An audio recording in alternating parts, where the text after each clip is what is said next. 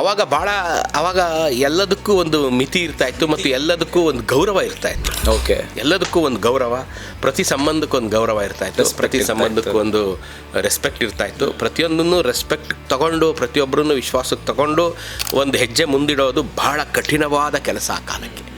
ನಾವು ಇವತ್ತಿಗೂ 4 ಜನ ಏನು ಅನ್ಕೋತಾರೋ ಅಂತಲೇ ಬದುಕಿದವ್ರು ನಾವು.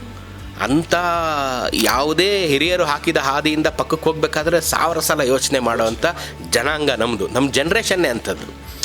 ಈಗಿನ ಜನ್ರೇಷನ್ ಥರ ಫ್ರೀ ಆಗಿಲ್ಲ. ಈಗ ನಾವು ನಮ್ಮ ಮಕ್ಕಳು ಬಾಳುವಂಥ ಒಂದು ಪದ ಯೂಸ್ ಮಾಡ್ತಾರೆ. ಹೌದು. ಸೊ ಈಗಿನ ಜನತೆಗೆ ನಾವು ಫ್ರೀ, ಈಗಿನ ಮಕ್ಳಿಗೆ ನಾವು ಫ್ರೀ ಕೊಟ್ಬಿಟ್ಟಿದ್ದೀವಿ. ಅವರು they can take any decisions, ಏನು ಬೇಕಾದರೂ ತೊಗೋಬೋದು. ಅವ್ರ ನಿರ್ಧಾರಗಳಿಗೆ ಅವರೇ ಜವಾಬ್ದಾರರು. ನಾವು ಸದಾ ಸ್ವಾಗತ. ನಮ್ಮ ಕಾಲದಲ್ಲಿ ಹಂಗಿರಲಿಲ್ಲ. ನಮ್ಮ ಕಾಲದಲ್ಲಿ ಒಂದು ಸೆಟ್ ಪ್ಯಾಟ್ರನ್ ಇತ್ತು, ಒಂದು ದಾರಿ ಇತ್ತು. ನೀನು ಗಂಡು ಹುಡುಗ ಆದರೆ ಈ ರೀತಿ ಇರಬೇಕು, ಹೆಣ್ಣು ಹುಡುಗಿ ಆದರೆ ಈ ರೀತಿ ಇರಬೇಕು ಅಂತ ಒಂದು ಸೆಟ್ ಸಿದ್ಧ ಮಾದರಿ ಇತ್ತು. ಅದೇ ರೀತಿ ಬದುಕಬೇಕಿತ್ತು.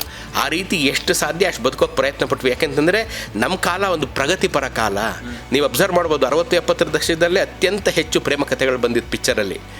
ಅತ್ಯಂತ ಹೆಚ್ಚು ಅಂತರ್ಜಾತಿ ವಿವಾಹಗಳ ಕುರಿತಾದ ಪಿಕ್ಚರ್ಗಳು, ಹಣ್ಣೆಲೆ ಚಿಗುರಿದಾದ ಅಂಥ ಪಿಕ್ಚರ್ಗಳು ಎಲ್ಲ ನಮ್ಮ ಕಾಲದಲ್ಲಿ ಬಂದಿದ್ದು.